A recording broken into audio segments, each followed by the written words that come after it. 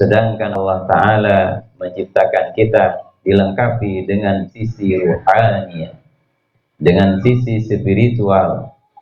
Dan sisi spiritual manusia itu memiliki dimensi yang tanpa batas. Maka kesadaran manusia itu sisi ruhaniyahnya tanpa batas. Seorang yang sudah dekat dengan Allah Ta'ala, maka dia akan melampaui sisi jasaniyahnya. Jasad kita, badan kita akan terhalang dengan tembok. Jasad kita, badan kita akan terhalang oleh jarak dan waktu. Tapi sisi ruhaniyah kita bisa menembus berbagai macam dimensi. Para aulia illah salat di alam ruh, di alam malakut, bahkan mereka bisa melakukan tawaf bersama malaikat di Baitillahil Ma'mur. Kenapa? Karena itu dimensi asli manusia adalah dimensi ruhaniyah. Makanya kalau dimensi ruhaniyah itu ketika mati dia harus mampu untuk kembali kepada asalnya, yaitu wa nafakhtu fihi min ruhi, kembali kepada cara mengabdi kepadanya. Jadi penting kalau kita lakukan bahwa kesadaran kita untuk mengaku seluruh kehinaan kita, mengaku seluruh kekurangan kita di hadapan Allah Subhanahu wa Ta'ala. Tidak ada manusia yang sempurna. Maka kesombongan yang dimiliki oleh manusia semuanya itu akan berakhir dengan kehancuran. Tidak ada yang tidak berakhir dengan kehancuran.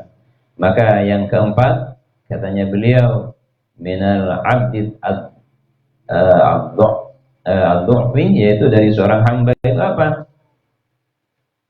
Yaitu rasa lemah. Ad-du'f, yaitu itu adalah lemah. Wa minallaha al-quwwah, dan dari Allah Ta'ala berupa kekuatan. Artinya seorang hamba kalau sadar dirinya lemah, seorang sahabat yang datang kepada Rasulullah, saya mengajarkan Allahumma inni a'udzubika minal ajazi wal kasal wal buhli wal harami wa minal jubni wal buhul. Jadi itu yang diajarkan. Hafal sudah? Ya, kan sudah dicatat. Itu harus dihafalkan setiap sholat, bahkan setiap saat ketika muncul rasa malas, kita minta bihaqqir Rasul sallallahu alaihi wasallam, dengan kemuliaannya Rasulullah, Allahumma inni a'udzubika ya Rabb, saya berlindung kepada Engkau wahai Allah minal ajzi, dari rasa lemah, tidak pede, mentalnya mental cemen gitu ya. Ketika ada pelajaran sulit dikit kita nyerah. Maka wa tahaqquq bil wasfi huwa tahalli wal ittisaf bihi qalban qalib. Katakanlah kalau di Indonesia seorang kiai terkenal sama gurunya disuruh beli homer. Gimana ya, di kedai homer pastinya. Kalau dulu itu kalau namanya warung jualan homer, ya udah itu jualan homer aja, nggak jualan yang lain. Akhirnya dia berangkat ke tempat itu, dia beli. Kemudian ada yang kenal, loh ini kan Syekh Jalaluddin Rumi itu, kok beli homer ya? Ternyata kamu hanya pandai bicara di hadapan orang tentang kebaikan, ternyata sendiri membeli homer, akhirnya dipukuli. Seorang syekh, seorang ulama yang sudah terkenal, kenapa? Karena waktu itu gurunya ingin memberi pelajaran, wahai Jalaluddin, jangan pernah merasa mulia di hadapan makhluk.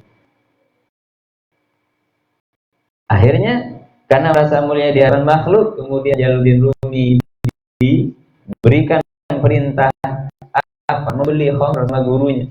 Beli dia homer, beli homer, kemudian tawan syakat. Ini yang katanya Syekh Jalaluddin, ternyata dia juga suka minum homer, buktinya dia juga beli homer. Hanya dipukuli dia. Ketika dipukuli itulah kemudian datang gurunya, Syekh Abdul, kenapa engkau pukuli muridku? Iya, dia kalau ceramah, dia kalau ngasih tausiah, dia kalau ngasih nasihat, semuanya tentang kebaikan, ternyata dia sendiri peminum homer gitu. Apa buktinya? Itu dia pegang botol homer. Akhirnya Syamsuddin At-Tabrizi bilang ke orang yang nuduh itu, coba kamu rasakan apa yang dipegang oleh muridku Jalaluddin itu. diminum ternyata rasanya air. Padahal jelas itu beli homer, tapi karena karamah sang guru akhirnya berubah menjadi air. Itu hanya ngasih pelajaran kepada si murid agar tidak pernah merasa mulia di hadapan makhluknya. Berat memang. Perbuatan terberat itu adalah ketika kita akan membersihkan at-tahalli, akan